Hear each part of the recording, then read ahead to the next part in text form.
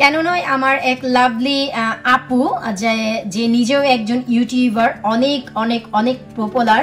সে আপু বলেছে শুকনো চালের গুঁড়ো দিয়ে কখনো তেলের পিঠা, চিতই পিঠা আর ভাপা পিঠা কখনোই সম্ভব না, সম্ভব ভিজা চালের গুঁড়ো দিয়ে। তো এটি হচ্ছে টোটালি শুকনো চালের গুঁড়ো, তাও আবার কেনা চালের গুঁড়ো।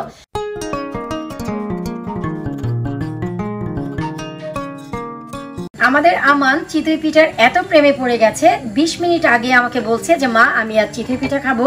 কি করি বলুন তো আপনারা, আমি বরাবরই তাকে চাল ভিজিয়ে তারপর চিতই পিঠা বানিয়ে দিই, কিন্তু আজ তো সেই চাল ভিজিয়ে চিতই পিঠা বানানোর মতো সময় নেই, সে বলছে যে রাতেই খাবে। তো এখন আমি যে কাজটি করেছি খুবই খুবই খুবই ইজি।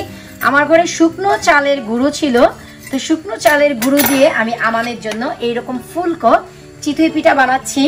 এখানে কোনো বেকিং পাউডার, বেকিং সোডার কোনো কিছুরই ব্যবহার হয়নি, শুধু হয়েছে শুকনো চালের গুঁড়ো। তো এখন আমি এই পিঠাগুলো নিয়ে শুরুতে একটি স্ট্রেনারে রাখছি, এতে করে দেখা যায় নিচের তাপমাত্রাটি শোষণ হয়ে যাবে।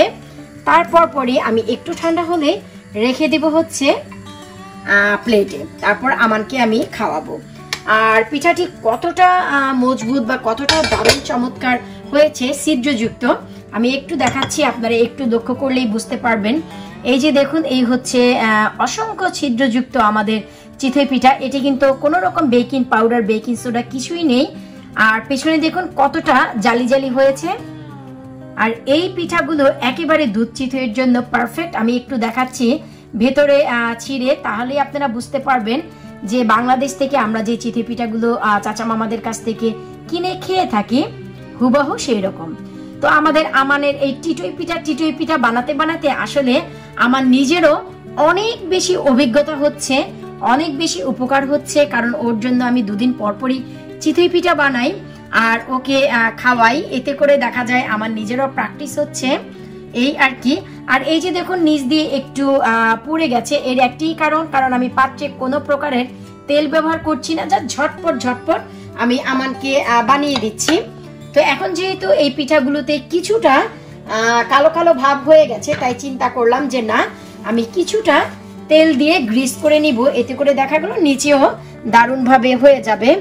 আসলে ইচ্ছেই হচ্ছে না যে কিছু করব, তাই আমি কোনো প্রকারের তেলের গ্রিসও করিনি, সরাসরি আমি ঢেলে দিচ্ছিলাম।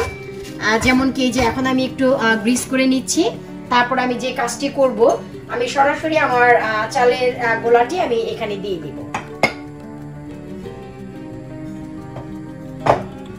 কারণ হচ্ছে আমান দেখলাম যে ও চিতই পিঠা খেতে চাইলেও আমারই উপকার হচ্ছে, সেটি কেমন আমি দুদিন পরপরই ওকে বানিয়ে দিচ্ছি। বরাবরই আমি চাল ভিজিয়ে তারপরে ব্লেন্ড করে বানিয়ে দেই। আর এই হচ্ছে আমি চিন্তা করলাম, ও 20 মিনিট আগে আমাকে বলছিল যে মা আমি আজ রাতেও চিতই পিঠা খাবো। তখন 20 মিনিট আমি কি করি, চাল তো আমি ওভারনাইট ভিজিয়ে রাখি, তাই আমি শুকনো চালের গুঁড়ো এই পিঠাটি বানাচ্ছি। আমি আসলে এই পিঠাটি বানিয়েছি এবং এই পিঠার একটি রেসিপি আমি খুব শীঘ্রই নিয়ে আসবো আপনাদের মাঝে। কেন নয়, আমার এক লাভলি আপু যে নিজেও একজন ইউটিউবার, অনেক অনেক অনেক পপুলার। সে আপু বলেছে শুকনো চালের গুঁড়ো দিয়ে কখনো তেলের পিঠা, চিতই পিঠা আর ভাপা পিঠা কখনোই সম্ভব না, সম্ভব ভিজা চালের গুঁড়ো দিয়ে। তো এটি হচ্ছে টোটালি শুকনো চালের গুঁড়ো, তাও আবার কেনা চালের গুঁড়ো। তো সেই আপুর জন্য আমি এই রেসিপিটি করব, শুধু এই জন্যই, হয় না তার জন্য নয়, হয়তোবা কোনো ট্রিক্স বা টিপস রয়েছে যে জিনিসটি আপু জানে না, তাই হয়তোবা সে বলেছে। তো আমি রেসিপিটি শেয়ার করলে হয়তোবা সে আপুর জন্য উপকার হবে। একটু লক্ষ্য করলেই দেখবেন যে পিঠাগুলো কতটা ফুলে উঠেছে। যেহেতু কাচের সরা, তাই আসলে আমরা বুঝতে পারছি যে কতটা ফুলে উঠেছে। আর পিঠার জন্য তাপমাত্রা থাকতে হয় একই মাত্রায়, কমানোও যায় না বাড়ানোও যায় না, এতে করে দেখা যায় যে পিঠাগুলো খুব একটি ভালো হয় না। একটি তাপে রেখে আপনারা পিঠাগুলো বানাতে পারেন। আমাদের ফুলা ফুলা চিতই পিঠা একেবারেই রেডি। তো এখন হচ্ছে পিঠাগুলো তুলে নেওয়ার পালা। খুব ইজি উঠে যায় যদি আপনারা একটু তেলের গ্রিস করে দেন, একেবারেই লেগে থাকে না। আর মাঝখানে যে পিঠা, এই পিঠাটি অনেকেই দিতে চায় না আগুনের তাপমাত্রার জন্য, যে সাইডের পিঠাগুলো ফোলে কিন্তু মাঝের পিঠাটি ফোলে না। আশা করি আপনারা দেখে বুঝতেই পারছেন যে আমার মাঝে যে ছোট মিয়া ভাই, এই মিয়া ভাই পিঠাটিও কিন্তু দারুণভাবে ফুলেছে।